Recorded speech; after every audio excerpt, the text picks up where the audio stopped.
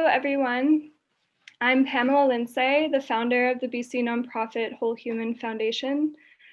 I'd like to start today by acknowledging that our nonprofit, as well as myself here today, are anchored on the unceded territory of the Coast Salish peoples, 9 including the territories of the Musqueam, Squamish, and Tsleil-Waututh nations. Acknowledging where we are located, where we are building community, and sharing knowledge is important, especially in the context of our discussion today. We should acknowledge that whether our families just moved to Canada a couple months ago or have lived here for generations, we are actually all immigrants. Canada was already occupied by Indigenous societies for thousands of years. Waves of immigration and settlement forced many Indigenous peoples away from their traditional lands and disrupted their traditional ways of life, leading to transgenerational trauma.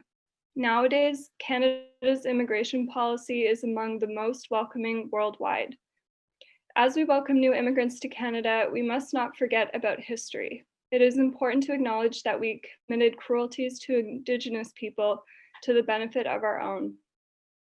The purpose of the Whole Human Foundation and events like this, as part of the Whole Human Summit series, are to bring to light cruelties and injustices faced by Indigenous and non-Indigenous peoples in experiencing health and happy lives. Our goal is to democratize health knowledge. We want to bridge worlds in the healing space and create connections between thought leaders, and this year specifically to help identify barriers in health so that we can inspire action to build healthier, happier, and more equitable communities for all people in Canada.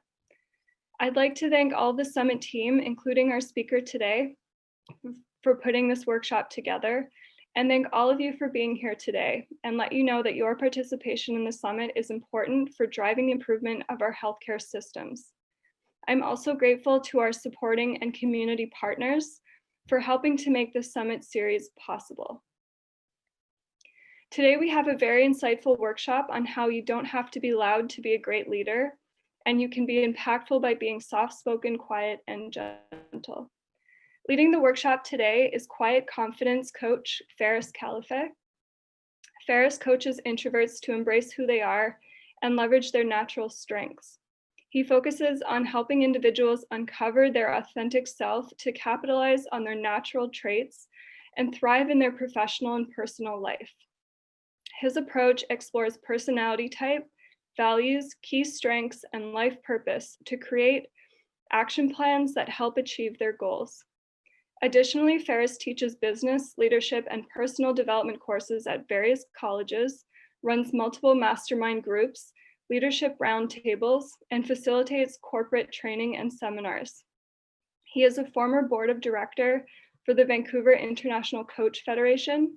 He is also the founder of the Vancouver Quiet Leadership Community, where he hosts monthly events to support quiet leaders and entrepreneurs. Before becoming a coach, Faris was in the corporate world in marketing and business development roles, serving different clients ranging from startups to Fortune 500 companies. Welcome, Faris. Thank you so much for the intro. I didn't know you're gonna share the long one, but thank you. You're so kind. I'm so excited to be here, and I'm grateful to be here. So welcome everyone. So I'll start by introducing myself or sharing with you my journey, and then we jump into the content. All right, like Pam said, my name is Faris, and I'm an introvert. Surprise, surprise. Conscious parent, feminist, connector, and a minimalist. I'm originally from the Middle East. I was born in Jordan and grew up in Dubai. I started my career in the corporate world, mainly in marketing and advertising. And I was serving clients ranging from General Motors to BlackBerry and P&G. And at that time, I was happy and excited like this guy when I climbed the corporate ladder. And then at some point in my career, I started feeling unfulfilled. And I ignored that for a bit. And because I ignored it, it came back stronger and I got really burnt out. I couldn't even imagine myself going to the office. So I realized, all right, this is serious. I need to pause and examine what's happening and why am I feeling this way. So I took some time off to reflect and think what was happening. And during that self-exploration journey, one day I was sitting in my living room and I looked at my bookcase and realized all the books, there were around like 1,000. I have to count them for a different purpose. I'll tell you about it later. So anyway, these 1,000 books were, or not thousands, 1,000, were all about self growth and personal growth. And that hit me that I know I'm passionate about this topic, actually, since I was a teenager, but I never thought of pursuing it as a career. So that moment when I realized I want to become a life coach. So I quit the corporate job. And at that time, while I was living in Dubai, that was 8 years ago, I decided also to leave the Middle East. I thought, go big or go home. Like I want a new life, not in the corporate and as a coach. And Vancouver really spoke to me based on Google Images. I've never been here. So me and my wife, we came here. That was 7.5 years ago. And Pam, as you mentioned, for the land acknowledgement, I really I was happy to hear what you shared, and because it's important to acknowledge that, because as an immigrant I acknowledge like all the history and what happened to the indigenous people. So when we arrived to Vancouver, 24 hours later, I went to Rhodes Wellness College. It's a college that specializes or teaches coaching and counseling. So after a year doing this program, I became a counselor and a coach. And my focus since that day, so it's been 6 years now, it's quiet confidence and leadership. And what I mean by that, I coach introverts to understand themselves better, embrace who they are, and capitalize on their natural traits in their life, work, and business, or business, depending on the person.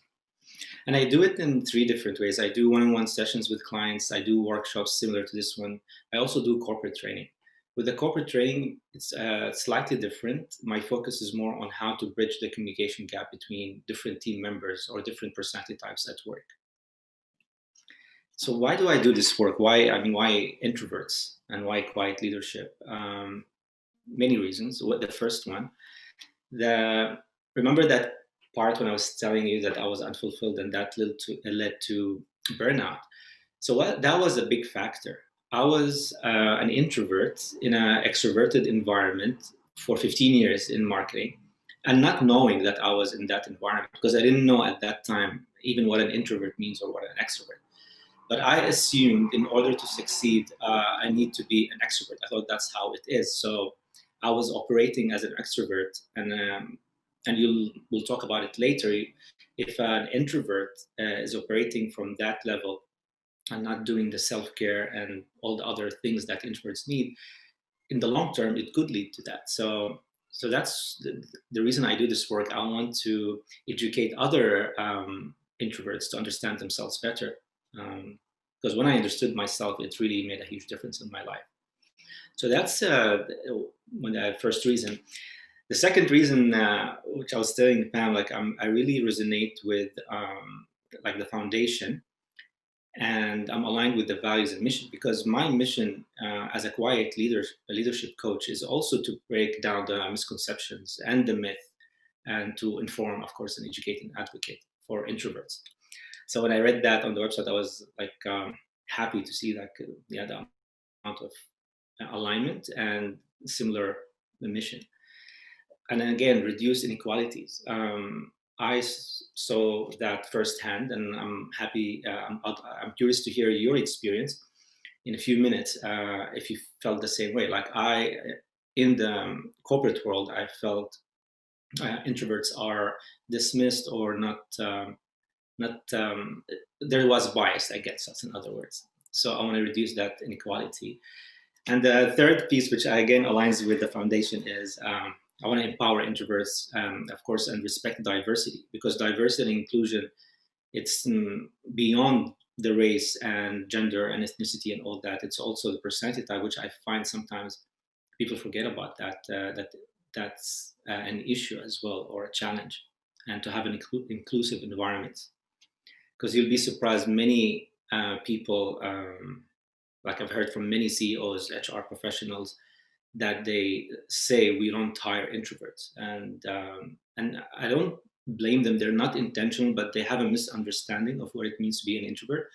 So from their perspective, introverts are awkward, antisocial, passive. So why would they hire them? But as you know, and probably you know in the slides coming, that's not the case.